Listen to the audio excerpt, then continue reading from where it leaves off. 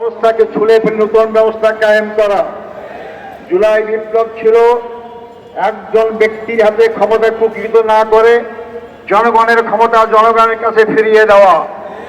আজকে গণভোটকে অস্বীকার করা মানেই শুধু 70% মানুষের রায়কে অস্বীকার করা নয়, 70% রায় অস্বীকার করার মধ্য দিয়ে আবার তারা আওয়ামী লীগের সেই ফেসিবাদী কায়দায় এক ব্যক্তির কাছে সমস্ত ক্ষমতা দিতে চায়। আমরা দীর্ঘ 16 বছরে এক ব্যক্তির ক্ষমতার শাসন দেখেছি। আমাদের হাজার হাজার ভাই থেকে জীবন দিতে হয়েছে। শুধু জামাত ইসলামের কেন্দ্রীয় 11 জন ব্যক্তিকে ফাঁসির কাস্টে ঝুলিয়ে বিনা চিকিৎসা হত্যা করা হয়েছে। যে জুলাই বিপ্লবের সূচনা হয়েছে রংপুর, সেই রংপুরের সন্তান আমি। সেই রংপুরের সন্তান এখানে আছেন আক্তার হুসাইন, আবু সাইদ। রক্ত দিয়েছিল কি জন্য? সে তো ছাত্র নেতা ছিল।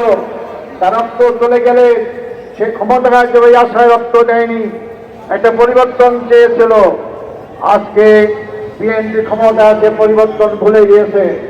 সংগ্রামী ভাই বন্ধুগণ, আমাদের আন্দোলন কোন দলের বিরুদ্ধে নয়, আমাদের আন্দোলন জনগণের বিপক্ষে অবস্থান নিয়েছে তাদের বিরুদ্ধে। আমরা সকল সময় জনগণের পক্ষে থাকি। আজকে একজন ব্যক্তির কাছে ক্ষমতা কুক্ষিগত করার মাধ্যমে যদি আপনারা দুঃস্বপ্ন দেখেন আবার জোর করে ক্ষমতায় থাকতে পারবেন, বোকার স্বর্গে বাস করছেন। মনে করেন কেয়ারটেকার সরকারের আন্দোলনের কথা, কেয়ারটেকার নাকি পাগল ছাগল ছাড়া কেউ বোঝে না। আপনারা অস্বীকার করলেন, আন্দোলন দমাবার চেষ্টা করলেন, শেষ পর্যন্ত মানলেন, এমন ভাবে মানলেন কেয়ারটেকার হলো।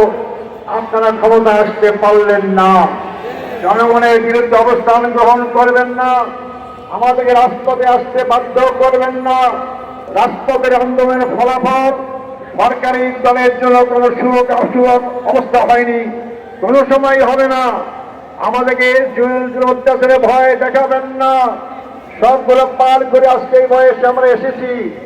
সময় থাকতে যদি দেশ ভালো চালাতে চান, গণভোটকে রায়কে মেনে নেন, কার্যকর করেন, জনগণ আপনাদেরকে ভালোবাসবে, শ্রদ্ধা করবে। আর যদি অপেক্ষা করেন, আপনারা সংখ্যাগরিষ্ঠের কারণে, এই সংখ্যাগরিষ্ঠ কিভাবে হয়েছেন আপনারা ভালো করেই জানেন। ভোটের ফলাফলে আপনারা ইঞ্জিনিয়ারিং করে আজকে এই ক্ষমতায় এসেছেন, এটা আপনারাও জানেন, জনগণও জানে। এই জন্য আপনারা জোর করে সংখ্যাগরিষ্ঠ অর্জন করে জোর করে দেশের জনগণের পর চাপিয়ে থাকতে পারবেন না। আমাদেরকে আবার রাজপথে অবস্থান করতে বাধ্য করবেন না। যেটা সংসদে সমাধান করার চেষ্টা করুন। যদি সংসদের কথা যদি আপনারা রাজপথে আনতে দেন, রাজপথের আন্দোলন জনগণের কোনো সময় বিফল হয়নি, সফল হবে ইনশাআল্লাহ।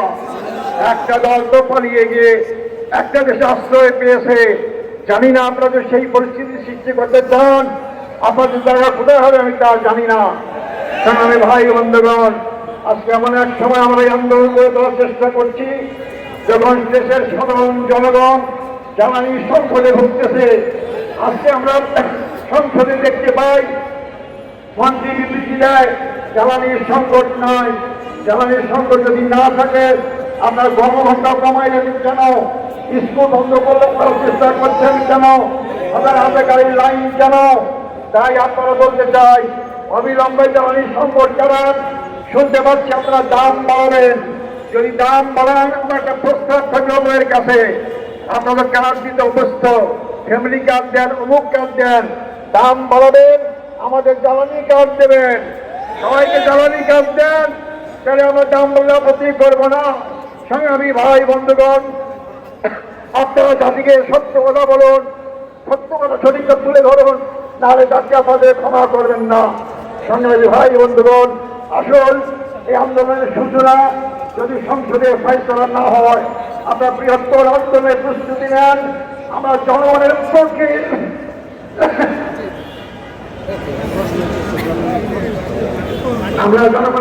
আন্দোলন করব ইনশাআল্লাহ। সবাইকে ধন্যবাদ। আসসালামু আলাইকুম রহমতুল্লাহ। সংগ্রামী ভাই এবং বন্ধুগণ, বিক্ষোভ মিছিল শুরু হবে। সাংবাদিক ভাইদেরকে আগে